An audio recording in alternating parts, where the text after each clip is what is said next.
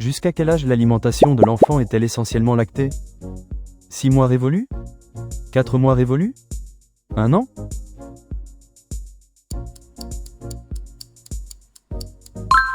L'alimentation essentiellement lactée concerne les enfants jusqu'à 4 mois révolus, avant l'introduction d'une alimentation diversifiée. Quelle est la matière première principale des préparations infantiles? Lait de vache? Lait de chèvre? Lait maternel?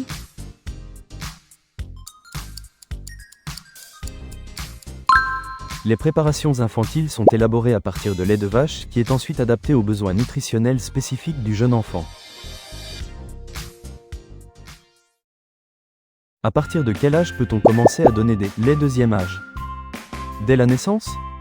À partir de 4 mois? À partir de 1 an?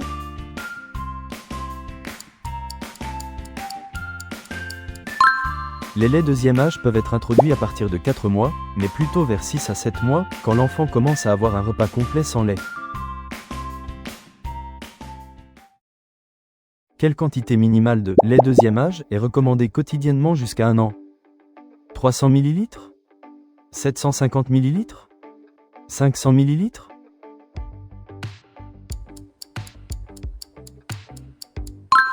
Il est recommandé de donner au moins 500 ml de lait deuxième âge par jour jusqu'à 1 an pour assurer l'équilibre alimentaire de l'enfant. Quel avantage nutritionnel offrent les laits de croissance par rapport au lait de vache? Apport suffisant en fer? Plus de calcium? Moins de lactose?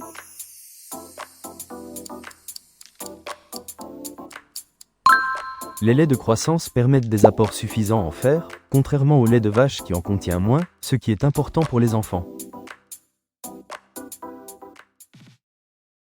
À quoi servent principalement les laits? Prévenir les allergies? Freiner les régurgitations? Faciliter la digestion du lactose?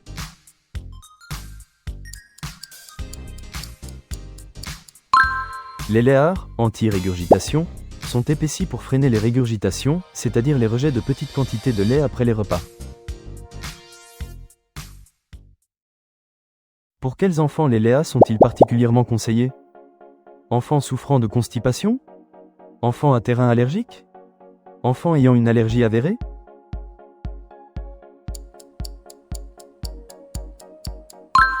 Les laits sont conseillés pour les enfants ayant un terrain allergique familial, mais ne conviennent pas aux enfants ayant une allergie déjà identifiée.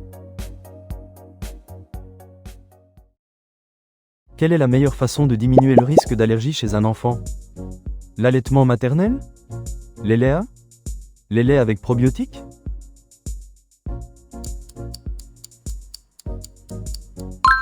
L'allaitement maternel reste la meilleure méthode pour réduire le risque d'allergie chez un enfant, supérieur aux préparations hypoallergéniques.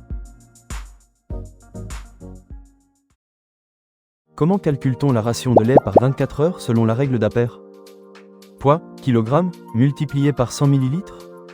Poids, G, 10 plus 250 ml. Poids, G, 20 plus 300 ml.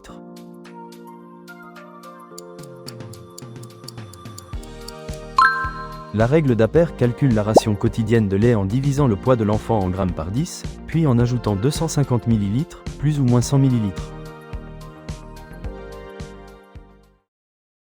Quelle est l'équivalence entre une cuillère mesure et la quantité d'eau pour reconstituer le lait en poudre? 30 ml d'eau? 20 ml d'eau? 50 ml d'eau?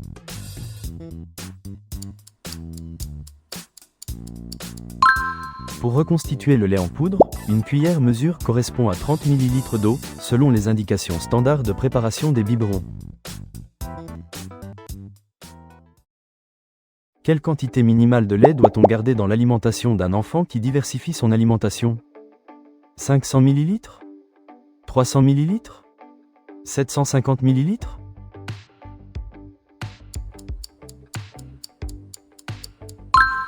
Dès que l'enfant commence à diversifier son alimentation, il convient de maintenir un minimum de 500 ml de lait par jour dans son régime alimentaire.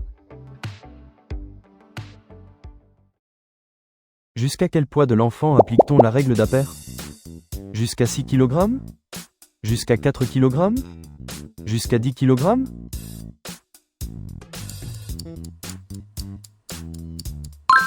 La règle d'Appert pour calculer la ration de lait s'applique jusqu'à ce que l'enfant atteigne un poids de 6 kg, après quoi d'autres méthodes sont utilisées.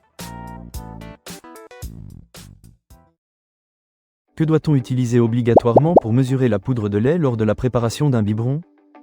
La cuillère mesure de la boîte? Une cuillère à café standard? Une balance de précision?